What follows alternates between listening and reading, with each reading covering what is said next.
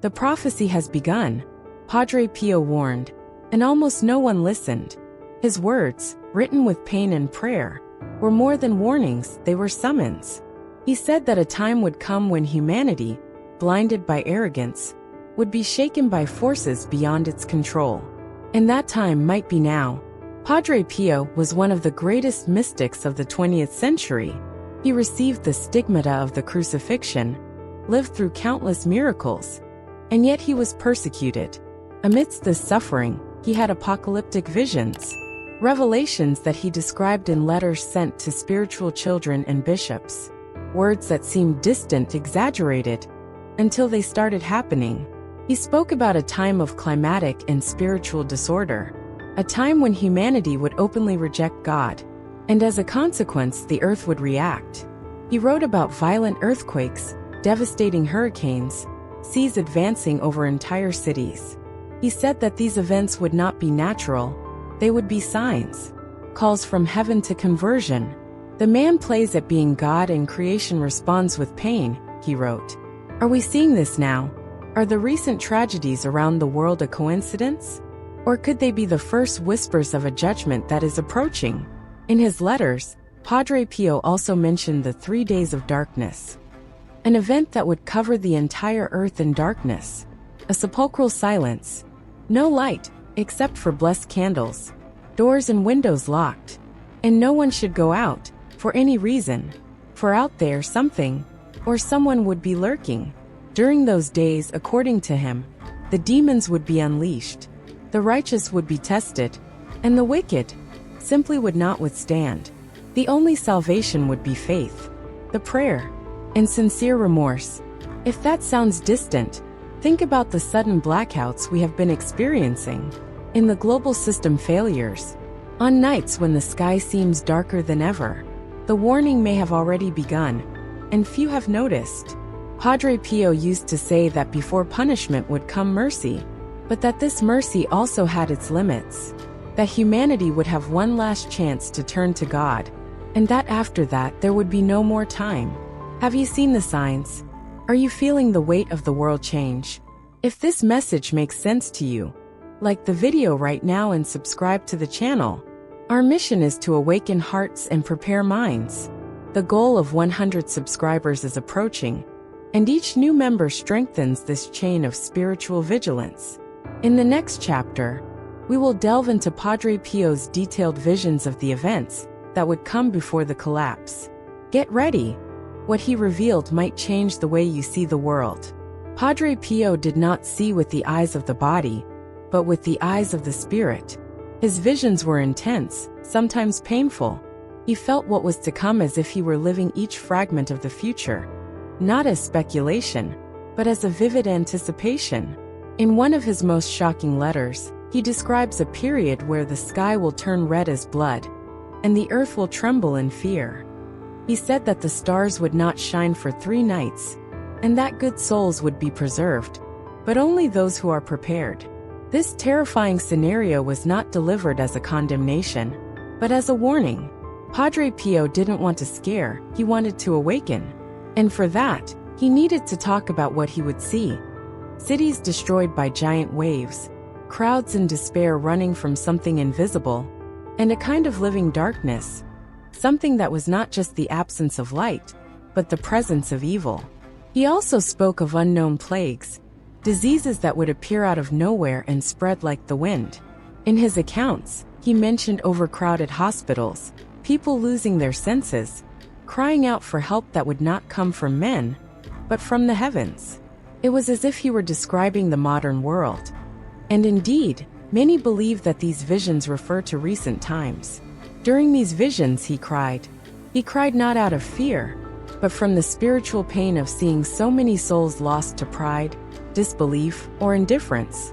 He said that humanity had hardened its heart, turned away from the truth, and surrendered to idols, money, power, pleasure.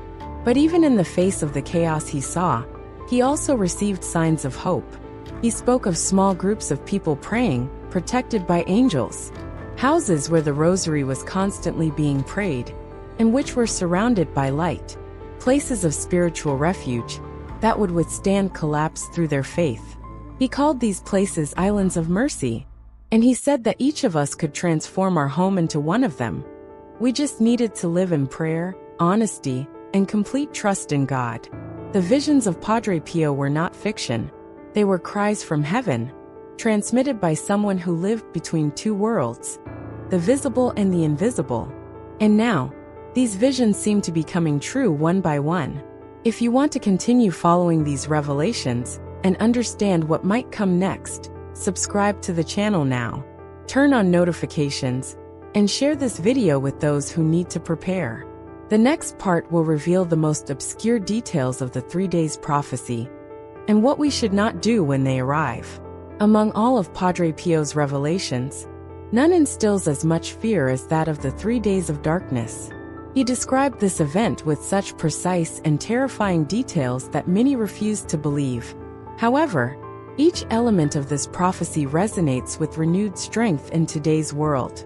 According to his words, a night will fall upon the world that will not end at dawn. For 3 days and 3 nights, a dense and supernatural darkness will cover the entire earth.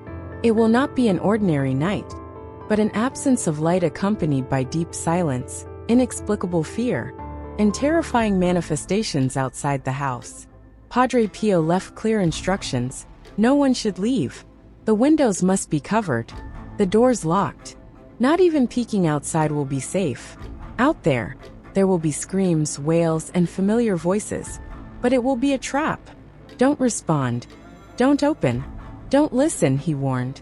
The only light allowed on these days will be that of the blessed candles. No other source will work, neither electric power, nor flashlights, nor common fire. Only the consecrated light will withstand the darkness. During this time, demons will roam freely. The forces of evil will try to deceive, despair, and lead to perdition those who are spiritually unprepared. It will be a final test of faith, obedience, and trust. It will not be a senseless punishment, but a final spiritual sieve. Padre Pio said that, to survive spiritually through this event, one must already be prepared beforehand. Live in a state of grace, maintain continuous prayer, and trust fully in God's mercy. The preparation would not be done in the dark days, but now, while there is still light. In modern times, many try to rationalize this prophecy. Some compare it to global blackouts, failures in the Earth's magnetic field, or solar storms. Others believe it is an allegory for an era of spiritual confusion. But for those who have faith, the explanation matters little. The call to vigilance remains the same. Are we spiritually prepared to face the unknown? In many traditions, darkness represents purification, but it is also a symbol of the unknown, of fear, of the absence of direction. And Padre Pio taught us that, even in this emptiness, prayer becomes light, and silence, if filled with faith, is a bridge to heaven. If you want to know what else Padre Pio revealed about the signs that precede this event, subscribe to the channel now. Share this video with those who need to be alerted. In the next chapter, we will reveal how nature itself would begin to act before the collapse. Padre Pio warned that the signs would not come only from the invisible, but also from creation. The very earth would cry out, with labor pains, before the time of purification began. And these pains would be visible: earthquakes, floods, droughts, abnormal storms, everything screaming for attention. He spoke of a time when the seasons would cease to make sense. In the summer, cold; in winter, suffocating heat; failed harvests; animals changing their behaviors; everything in imbalance. Nature, according to him, would respond to humanity's sins. And that's exactly what we see now. Rivers drying up in places where there was never a shortage of water, floods destroying entire cities, acid rain, uncontrollable wildfires, and an increasingly unstable atmosphere. It's not just climate change. For those who believe, it is a spiritual reflection. Padre Pio said that creation is linked to the Creator, and when man rebels against God, nature suffers. The soil does not respond, the sky closes, the sea stirs. He wrote, "When the human heart hardens, the world loses its rhythm. The harmony of the earth is broken, Many of the disasters he predicted now seem like snippets from current news. And the most concerning part, this is just the beginning. He said that the imbalance would be the warning, not the punishment. That the elements would convulse as a sign that the time of mercy was about to end. But not everything would be destruction. He also spoke of signs of unexpected kindness emerging amidst the chaos. Flowers blooming in deserts, birds reappearing in abandoned areas, water springing up where there was once drought. Small natural miracles like reminders that God is still with us. These signs, however, would only be seen by eyes that had not been blinded by fear. Those who were in constant prayer would perceive the warning, but also the comfort. They would see the hand of God in every phenomenon, even in the most frightening ones. Today, when we see the natural world behaving so unpredictably, we need to ask ourselves, is all of this just chance? Or are we living the warnings that a holy man left us decades ago? Padre Pio did not prophesy to paralyze us, but to prepare us. And nature, with its silent and powerful language, is confirming everything he said. If you believe that the signs are being fulfilled before our eyes, subscribe to the channel. Share this video with those who have not yet realized that creation is speaking. In the next episode, we will talk about the most important choice each person will have to make before the total collapse. Padre Pio did not deliver his visions as inevitable sentences. On the contrary, with each revelation, he also offered a choice. Free will was central. Man could change his destiny, but he needed to decide, and quickly. In his writings, he spoke of two paths. One led by arrogance, which would lead to chaos. Another, through humility, which would open the doors of mercy. And between these two, there would be no middle ground. Before the total collapse, he said each person would face an inner decision. A moment of spiritual clarity. A moment when everything around would seem to fall silent. And the soul would have to choose. Continue denying the sky, or turn towards the light. This choice would not be merely between visible good and evil, but between faith and pride, between listening or ignoring. And the most dangerous, according to Padre Pio, would be self-deception, the act of justifying one's own indifference as neutrality. He warned, at the time of judgment, silence will be taken as an answer. Many people wait for big signs to change their lives. But he said that the signs were already everywhere, and that the great change would begin with simple decisions: forgiving, praying, confessing, silencing, fasting, watching. This part of the prophecy is perhaps the most delicate, because it puts us in front of the mirror. It's no longer enough to talk about faith. It must be lived. It's not enough to believe in miracles. You have to be one. Padre Pio believed that each converted soul was a candle lit in the midst of darkness, and that just a few were enough to illuminate a crowd. But the time for choice is limited. When the sky falls silent, it will be too late to respond, he used to say. Today, with so many distracted by the noise of the world, with so many immersed in ideologies and distractions, this call becomes even more urgent. Each gesture of love, each act of faith, each minute in prayer, is a seed of salvation. And you? Have you made your choice? If this message touched your heart, don't ignore it. Like this video, subscribe to the channel and activate the bell. We are moving towards the final part of this series. In the next episode, we will talk about the moment of the great purification and what will come after the end. The last vision of Padre Pio was not just destruction, it was also rebirth. He described a time when, after the darkness and the trial, a new dawn would come. A clean time, a purified humanity. But first, everything would need to pass through the fire. Not the physical, but the spiritual. The purification would be like a storm that sweeps away what is false, what is rotten, what cannot stand.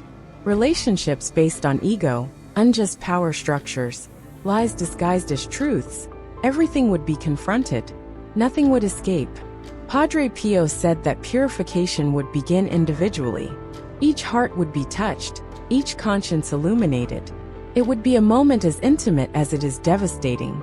We will see our lives as God sees them, he wrote.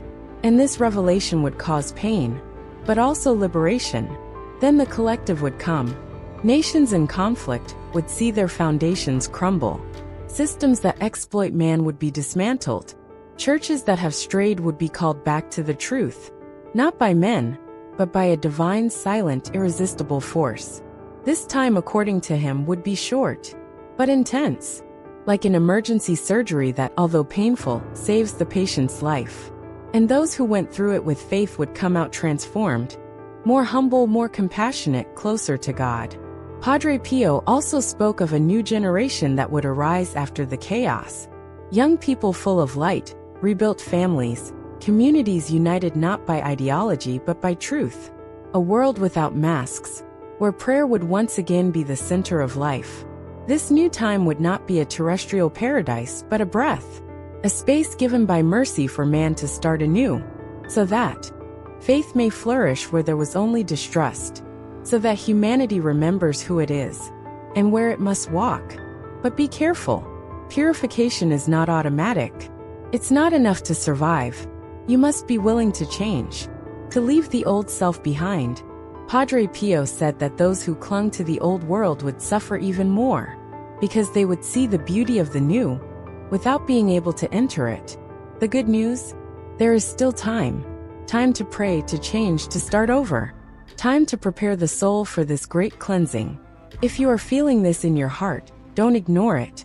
Like this video, subscribe to the channel, and share it with those who haven't awakened yet. In the last episode, we will reflect on what we can learn from all this, and how to live now, before the end reaches us. We have reached the end of this journey, a journey that was not just about the future, but about the present, about the choices we make, the signs we ignore, and the faith we forget to nurture. Padre Pio did not leave a prophecy to scare. He left a compass, a spiritual map.